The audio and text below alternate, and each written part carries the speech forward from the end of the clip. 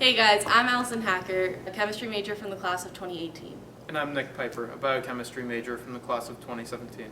Today we'll be showing you the correct technique for using a three-way bulb with a pipette. Here at Cal Poly, students have three types of bulbs available to them. The first option is the regular bulb. This is used by siphoning air into the bulb and using your finger to cover the pipette and transfer the liquid. The second option is the CO pump.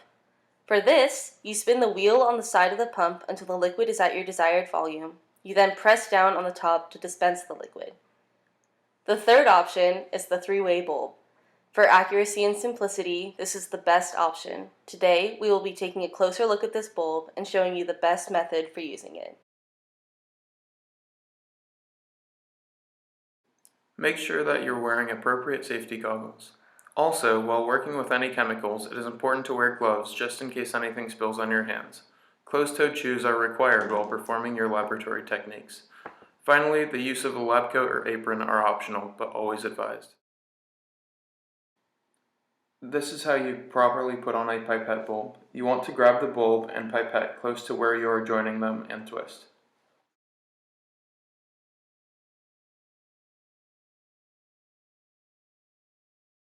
Sometimes the small plastic balls that help seal each valve come out and get lost. If your bulb is missing one or more, tell your professor and get a new one. A bulb will not keep a vacuum if a plastic ball is missing. When a pipette is pushed too far into the bulb, it blocks the eject valve, not allowing you to dispense your liquid.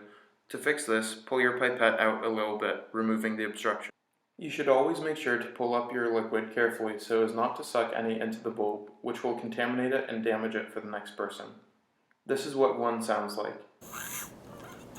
If you find any of these, tell your professor and get a new one.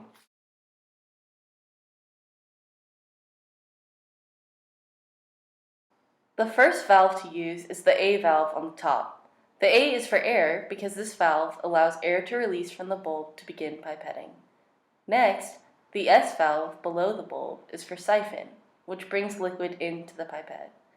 The E valve on the side is for eject, releasing the liquid into a new container.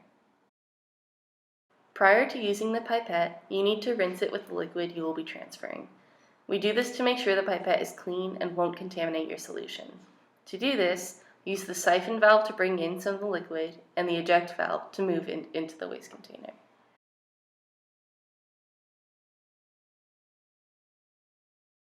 With the rinsed pipette, we will transfer our liquid to our desired container.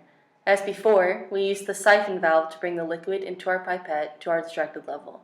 Here, we need to make sure we read the meniscus. To do this, you read the lowest part of the dip to know your level. Currently, it's at about 9.8 milliliters. Then, we move our pipette, keeping it vertical, to our new container and use the eject valve to dispense the liquid.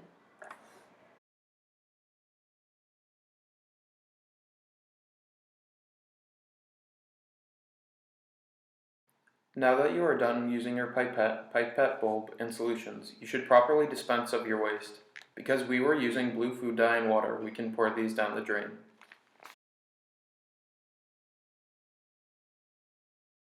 For review, A is for air, S is for siphon, and E is for eject.